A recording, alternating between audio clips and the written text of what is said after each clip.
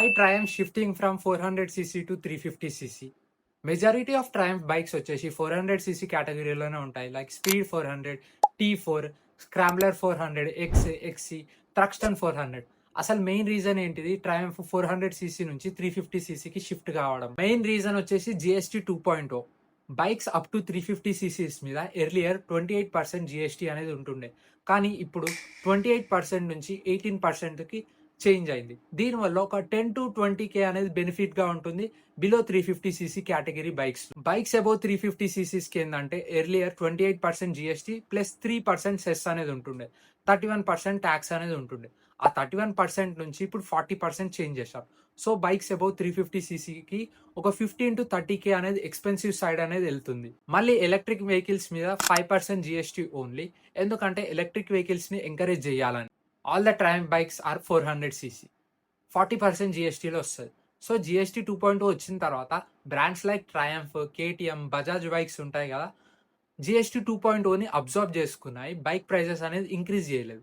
ఈ స్ట్రాటజీ అనేది long run లో యూస్ఫుల్ కాదు. ఇండియాలో ట్రయంఫ్ ని మ్యానుఫ్యాక్చరింగ్ చేసేది Bajaj, at the same time KTM, Dominar series, NS series ని కూడా మ్యానుఫ్యాక్చరింగ్ చేసేది బజాజ్ ఒక బెటర్ స్ట్రాటజీ ఏం తీసుకొచ్చిందంటే 400cc నుంచి 350cc కన్వర్ట్ చేస్తే అది 18% జిఎస్టీ ట్యాక్స్ ల్యాబ్లోకి వస్తుంది.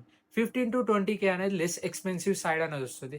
దానివల్ల ఎక్స్షోరూమ్ ప్రైస్ అనేది తగ్గుతుంది. At the same time new audience ని అట్రాక్ట్ చేయొచ్చు. అట్ ద సేమ్ టైం ఒక బెటర్ కాంపిటీషన్ అనేది ఇవ్వచ్చు Royal Enfield 350 series and CB 350 series కి కూడా. Basically they are not building the new engine. ఏదైతే 400cc ఇంజన్ ఉంటుందో దాన్నే డౌన్ సైజ్ చేసి 350 సిరీస్లోకి చేంజ్ చేస్తున్నారు. సో పవర్లో ఒక 3-5 బిహెచ్పి అనేది డిఫరెన్స్ రావచ్చు. టార్క్ ఫిగర్స్ లో కూడా డిఫరెన్స్ అనేది ఉంటుంది. KTM 350 series, Dominar and NS 350 series కూడా ఎక్స్పెక్ట్ చేయొచ్చు. లేటెస్ట్ ఇన్ఫర్మేషన్ అండ్ అప్డేట్స్ ప్రకారం ట్రయంఫ్ 350 సిరీస్ అనేది నెక్స్ట్ మంత్ లో లాంచ్ చేస్తుంది. సో మీకు ఒక క్వశ్చన్ రేజ్ కావచ్చు, 400cc అనేది డిస్కంటిన్యూ అవుతాయా మేబీ అంటే, ఇండియన్ మార్కెట్ ప్రకారం కావచ్చు, గ్లోబల్ ప్రొడక్షన్ అనేది కంటిన్యూగానే ఉంటుంది. జిఎస్టీ 2.0 డిసడ్వాంటేజెస్ ఏంటంటే ఏవైతే బైక్స్ ఎక్స్పెన్సివ్ ఉన్నాయో 350cc అబోవ్ కేటగిరీస్ ఇంకా ఎక్స్పెన్సివ్గా చేంజ్ అవబోతున్నాయి. At the same time Indian మార్కెట్లో foreign brands middle segment bikes అనేది ఇన్వెస్ట్ చేద్దామని చూస్తున్నారు. దాంట్లో కూడా డిసడ్వాంటేజెస్ అనేది మారబోతుంది, ఎందుకంటే ప్రైజెస్ అనేది ఎక్కువ ఉండడం వల్ల ఆడియన్స్ అనేది అంత ఇన్వెస్ట్మెంట్ చూపించారు. దీని మీద మీ ఒపీనియన్స్ ఏంటి? Do let me know in the comments.